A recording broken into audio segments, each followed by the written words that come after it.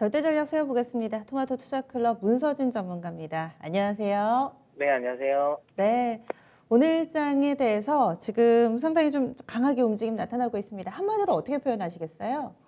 네, 외국인 순환매 변동성 이렇게 표현하도록 하겠습니다. 음, 뭐 IT라든지 저는 이런 키워드를 예상을 했었는데 외국인 순환매 변동성 이렇게 달아주셨네요. 수급에서 뭔가 좀 시장을 해석하는 힌트를 찾으신 것 같은데 어떻게 이렇게 좀 선정하게 되셨나요? 네, 뭐 다들 아시는 것처럼 지금 이제 외국인들이 지금 현재 한 2천억 가까이 뭐 코스피 시장에서 이제 매수를 하고 있습니다. 사실 뭐 매수 규모 자체가 그렇게 큰 거는 아닌데요. 아무래도 최근 들어가지고 MSCI 뭐 리밸런싱 관련해서 나왔던 물량이라든지 그리고 최근에 외국인들이 코스피 시장에서 좀 매도 물량을 많이 냈거든요. 그러다 보니까 그런 흐름에서 조금 좀 변화가 되는 게 아니냐라는 기대감 좀 가지게 된 거죠. 그리고 이제 그럼에도 불구하고 그러면서 지금 외국인들이 매수하고 있는 것들이 그동안 많이 매도를 했었던 IT 쪽이었죠. 특히 반도체, 삼성전자, SK하이닉스를 필두로 한 이런 반도체 쪽으로 지금 순환매 차원에서 매수가 지금 또 많이 들어오고 있습니다. 특히 이 부분은 지금 이제 2차 전지 쪽으로도 좀 순환매가 좀 들어오는 모습을 보이고 있고요. 그 다음에 이제 확실하게 이제 변동성이 여전하다라는 겁니다. 물론 오늘 이제 강하게 또 치고 가고 있는 모습을 보이고 있는데 이것도 오후장이 어떻게 될지는 또 모른다는 거죠. 최근 들어 이제 코스닥 같은 경우는 여전히 계속 강세 흐름을 유지하고 있는데 지금 코스피 같은 경우는 계속 이제 그 하루하루의 급등락을 좀 보이면서 변동성을 키우고 있는 장세인 것 같습니다. 뭐 물론 뭐 제가 항상 이야기 드리는 것처럼 시장의 큰 틀의 변화는 없습니다. 계속 우상향은 한다라는 거에는 여전히 이 의견은 변화는 없고요. 지금 구간에서는 항상 좀 요 변동성이 계속 좀 지속될 것 같다라는 생각이 들고요. 이때 좀 중심을 잘 잡으셔야 될 것 같아요. 그러니까 내가 지금 당장에 내가 가지고 있는 종목이 안 간다고 해서 이걸 그냥 팔아버리면 팔고 나서 올라가는 경우가 지금은 많거든요. 그러니까 내가 가지고 있는 종목이 뭐 이 지금 시장에서 원래 주도군 역할을 하고 있다라고 하면 한 3, 4일 정도 안 간다고 해서 매도하는 건 아닌 것 같습니다. 지금은 일단은 중심 잡으시면서 대응하시는 게 좋을 것 같습니다. 왜냐하면 방향성은 꺾이지 않았거든요. 네. 네. 그러면 지금 외국인 수급도 그렇고 시장의 순환매 양상이라든지 세 가지 키워드로 오늘 장을 해석을 해주셨는데 세부적으로 볼만한 체크 포인트들 어떤 게 있을까요? 네, 뭐 저는 이제 오늘이 아니라요. 최근 들어 조금 눈여겨보고 있는 게 이제 빅스 지수인데요. 제가 원래 상대적으로 빅스 지수를 그렇게 눈여겨보지는 않습니다. 눈여겨보지는 않는데 최근 들어서는 약간 다이버전스 느낌이 좀 나더라고요. 일단 이쪽에 빅스 지수를 보시면 지금 최근에 시장에 그렇게 큰 리스크가 있는 요인은 없거든요. 결국에는 나스닥이라든지 S&P 500도 좀 잘 가고 있어요.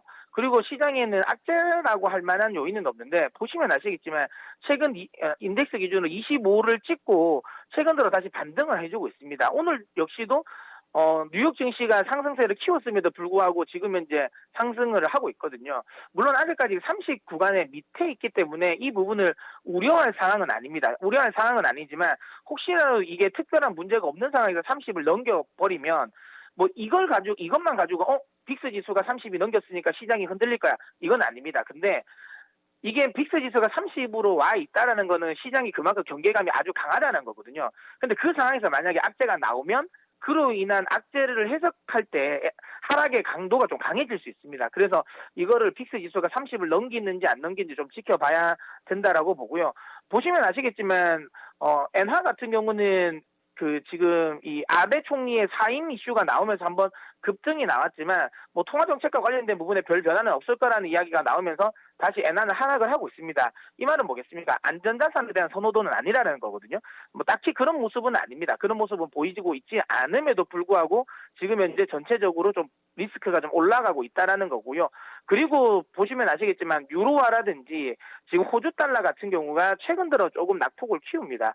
물론 이 말은 이제 달러화가 반등을 줬다라는 건데요. 이거는 기술적 반등이라고 저는 아직까지는 생각을 합니다. 이거 뭐 크게 문제될 상황은 아닌데 중요한 건 그래도 눈에 좀 거슬리는 건 맞습니다. 그래서 이 부분은 좀 신경을 쓰면서 시장이 확실하게 상승은 하고는 있는데 분명히 주의는 하긴 해야 될 것 같다라는 거죠. 종합해 보면 이렇게 이야기 드릴 수 있을 것 같아요. 지금 당장 리스크 관리 차원에서 뭔가를 우리가 뭐 현금을 확보를 해야 되는 구간은 아닌 것 같습니다. 그건 아닌데 경계감을 가지면서 혹시라도 지수가 또 한 번 강하게 밀린다면 그때는 저가 매수를 무조건 적극적으로 하기보다는 한번 시장을 돌아보자라는 거죠. 즉 시장이 만약에 한번 강하게 빠졌을 때 빅스 지수라든지 그다음에 한 시장의 흐름을 보고 한 시장의 흐름의 변화가 급격하게 일어난다면 그때는 저가 매수보다는 조금 빠지더라도 조금 현금 확보를 하는 게 맞고요.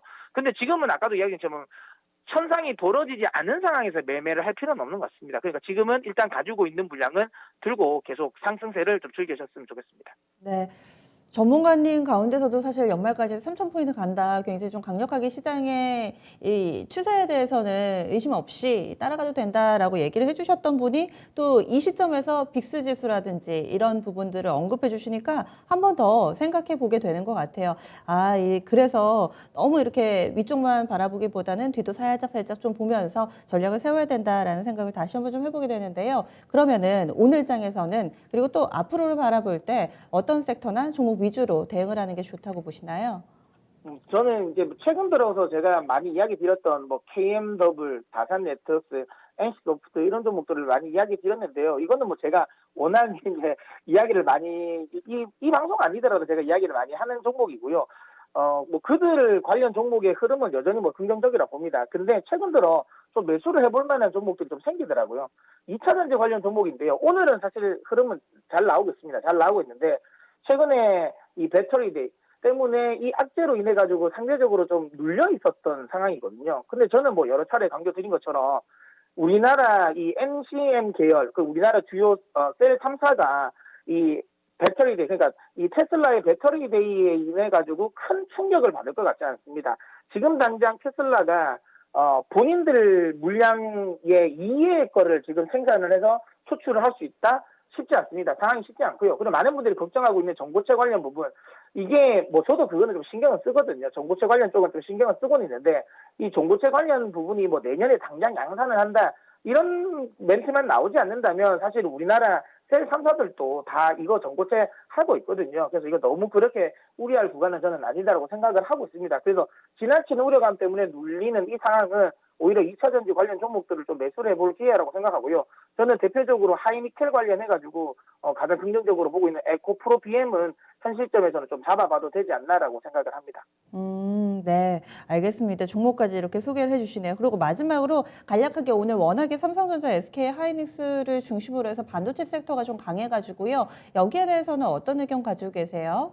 뭐 삼성전자라는 SK하이닉스의 반등 이유는 뭐 크게 두 가지죠. 일단은 저가 매수입니다. 그러니까 너무 급하게 팔았는 부분을 지금은 일정 수준은 담아놓는다라고 보시면 되고요. 여기서 삼성전자가 뭐 추세적으로 갈 것이냐, 6만 원, 7만 원, 8만 원 뚫고 갈 것이냐, 그거는 쉽지 않은 것 같아요. 하지만 제가 어제 이번 주죠. 이번 주에 야인시대 화요일 날 야인시대도 이야기했지만 만약에 지금 시점에서 내가 큰 돈을 가지고 있다. 부동산 투자하는 것보다는 삼성전자 투자하는 게 훨씬 더 나을 것 같습니다. 그래서 확실하게 안정성은 있다라고 보고요. 여기서 삼성전자가 강하게 무너질 것 같지는 않아요. 강하게 무너질 것 같지 않기 때문에 삼성전자를 가지고 계신 분들은 뭐 계속 홀딩하시면 될 것 같고요.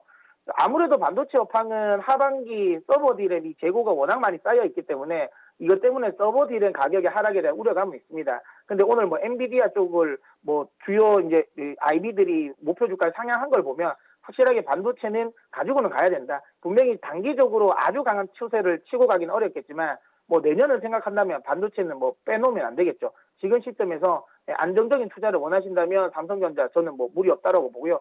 나는 그래도 퍼포먼스를 좀 내고 싶다라고 하면 삼성전자 이 장비 업종들, 소재 업종들 이쪽으로 좀 관심 가지시는 것도 괜찮지 않을까라고 생각합니다. 네, 안정성을 선택할 것인가 혹은 하이 리스크라도 하이 리턴을 줄 수 있는 이런 좀 변동성 있는 종목을 선택할 것인가 같은 섹터 내에서도 여러 가지 선택지 주시네요.